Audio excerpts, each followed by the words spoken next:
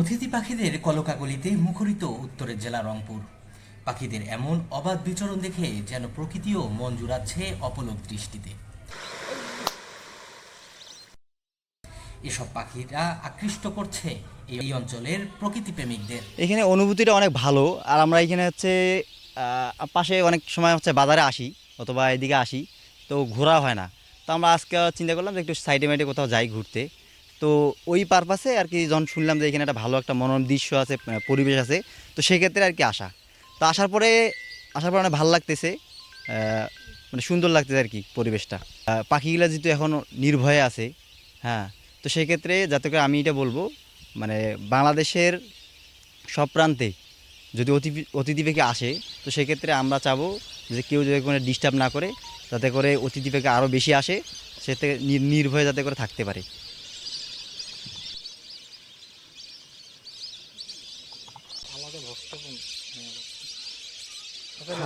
আমি এখানে বেড়াতে আসছি, বেড়াতে আসার পরে এই জায়গায় আসলাম, আমার মামা ভাগিনা ঘুরতে আসছি।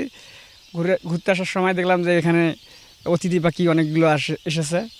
এই কারণে আমরা দেখলাম, অনেক চারিপাশে ঘুরে দেখলাম, অনেক ভালো লাগলো।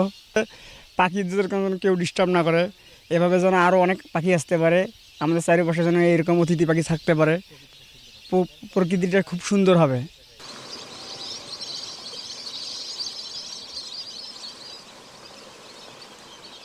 এখানে অতিথি পাখি আসে, প্রতিটি সবাই আসি দেখে, দেখে টেকে চলে যায়, আবার আসে। মনে করেন যে প্রতি বছর বছর আসে এখানে বহু আসে, আরও আসবে।